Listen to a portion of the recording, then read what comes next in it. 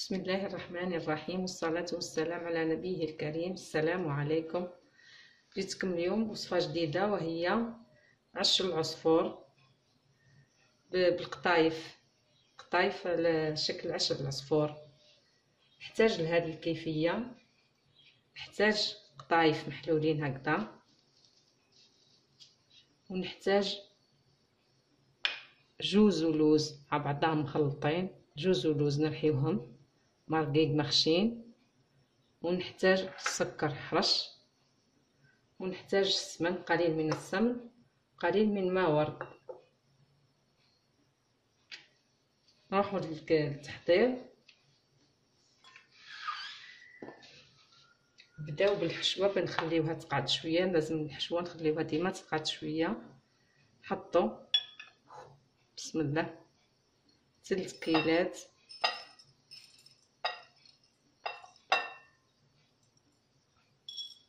هذا مخلط جوز ولوز، واللي يحب يدير باللوز يدير، اللي يحب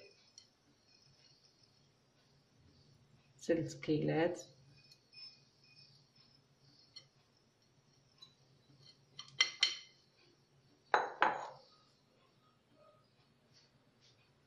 ثلاث كيلات خليط من الجوز واللوز، كيلة سكر حرش،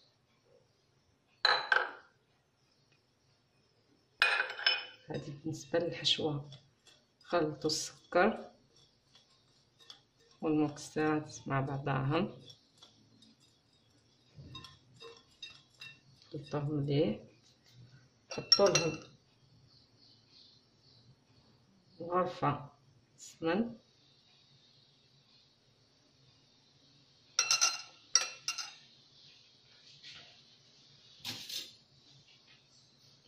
خلطوها مليح.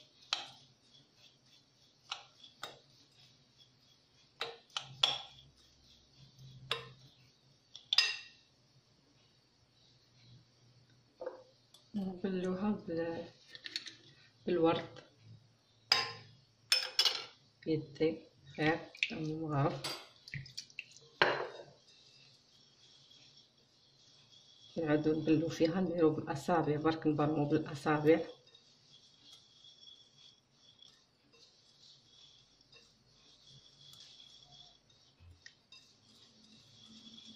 حتى يدخلنا في بعضاه الحشو كامل.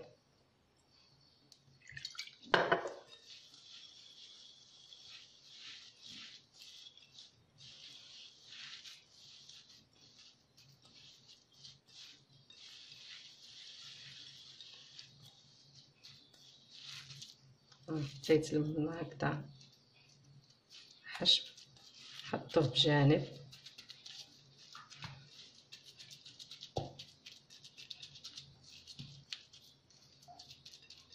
هكذا حطوه بجانب. نغسل يدي،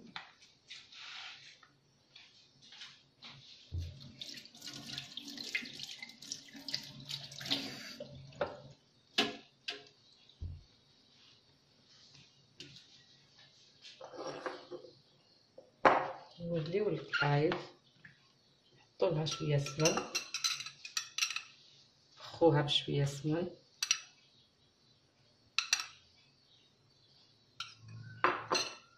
نحركوها هكذا حتى يدخل السمن هذاك فيها بكل.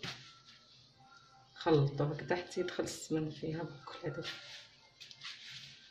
تكون حليتيها مليح، حلها من قبل مليح. نخوها بقليل من الورد، مكسرولهاش، نخوها برك.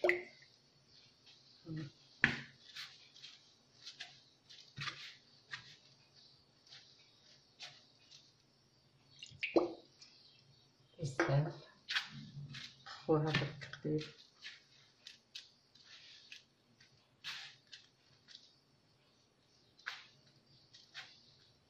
ونصيبو نقطعوها ديما هكا بالنيلون، خاطر تشيح. ديما نقطعوها بالنيلون هكذا حتى تخدمو. نحطوها بجانب. نجيبو القالب تاعنا من النوع هذا،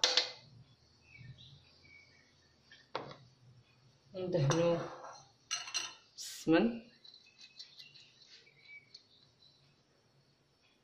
ندهنوهم بالسمن مليح هكذا كما تلاحظوا. دهناه بالسمن مليح،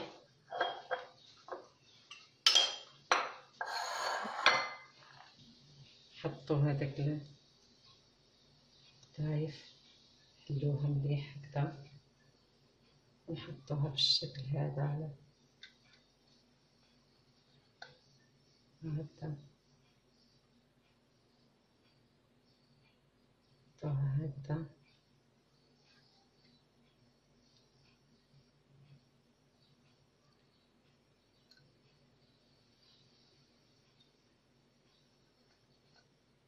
هكا بالشكل هذا، نحطوها بالشكل هذا هكذا، نكملو هكذا بطريقة كاملة هكذا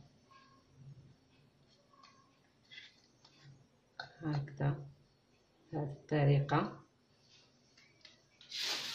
متخليوش هذيك القطايف عليا، انا ديما غطيوها. نعتلكم درك كيفاه ندير، نحكم نحشو هذاك،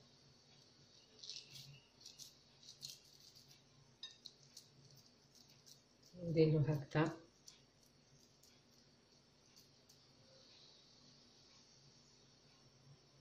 هكذا،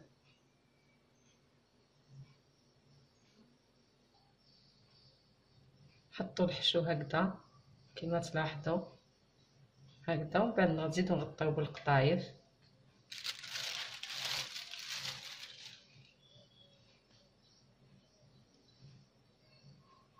نزيدو نغطيوها بالقطايف مليح، الجوانب كامل نغطيوها باش ما يتحرقلناش هذاك الحشو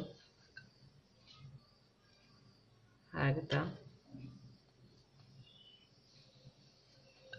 هكذا، ولمي هكذا تكاي عليها مليح. كملنا، ومن بعد نحطوا لها كي نخلصوا المول كامل نحطوا لها كل حبه نحطوا لها شويه سمن من فوق هكذا، نحطوا لها شويه سمن في كل حبه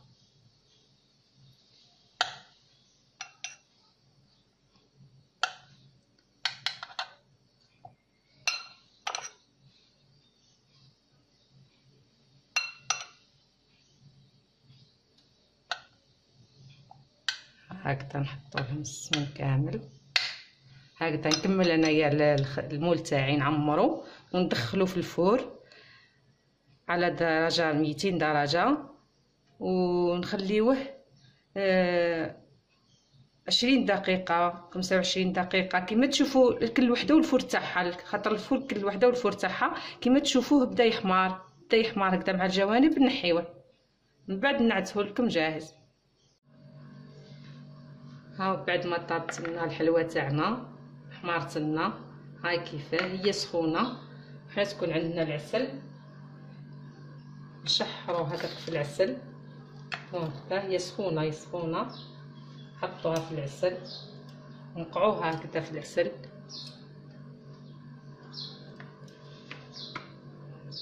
نقعوها مليح تشرب هكذا في العسل.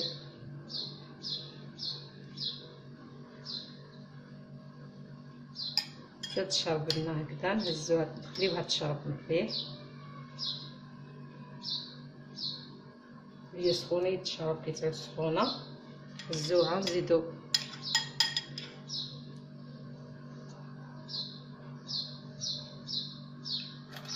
نشحروها هكذا، هاك تشوفوا فيها زينه. طيب هكذا انا نكمل درك نشحر الحلوه تاعي هذه كامل، ونعتلكم كيف نزينوها بالمكسرات هكذا. شحرناهم، بعد ما شحرناهم يكون عندنا شويه جوز، شويه نواه كاجو، شويه لوز، شويه بيستاش. الجوز واللوز ونواه كاجو، حطوا شويه زبده وشويه عسل فوق النار ونشحروهم شويه في العسل هذاك، لازم يتشحروا، لازم يجي عندهم اللمعان هذا كي نحطوهم في الحلوه يجي عندنا اللمعان كيما تلاحظوا كذا. شحرتهم شويه زبده وشويه عسل، ومن بعد نحطوا شويه لوز شويه لوز من تحت، زيدوا حبيبات تاع الجوز،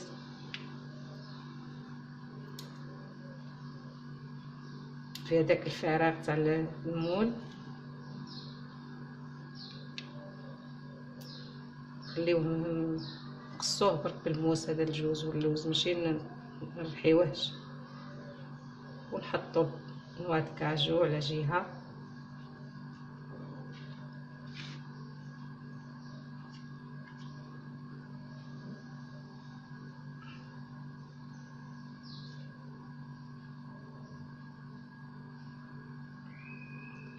نواه كاجو.